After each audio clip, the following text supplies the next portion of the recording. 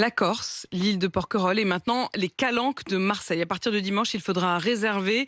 Pas plus de 400 personnes par jour seront autorisées. C'est la première fois que des quotas de touristes sont mis en place dans un parc naturel. Le surtourisme était en train de menacer la Calanque. Il fallait donc intervenir. C'est le reportage de la rédaction. Il est signé ce matin. Clémence Fournival à Marseille pour RMC.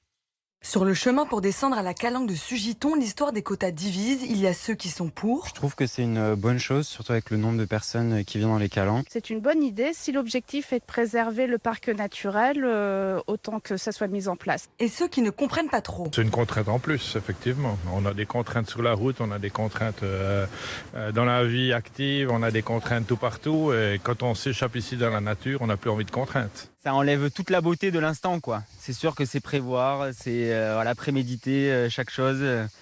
On perd un peu de l'authenticité, quoi. Dimanche, pour la première fois, seulement 400 personnes pourront profiter des eaux cristallines, comme nous l'explique Zachary Bruyas, en charge de la communication du parc. Il y a 400 places qui sont réservables.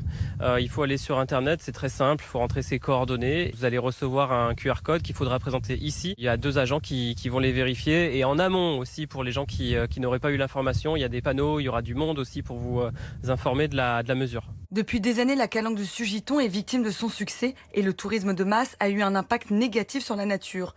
Pour Didier Réau, président du parc national, il était urgent de trouver des solutions pour la sauver. Alors il était important de protéger cette calanque de Sugiton, qui était soumise à l'érosion des sols, au déracinement des arbres et puis à l'écrasement, le piétinement des plantes et l'effarouchement des espèces. Donc le cœur de métier d'un parc national, c'est de protéger la nature et de développer la biodiversité.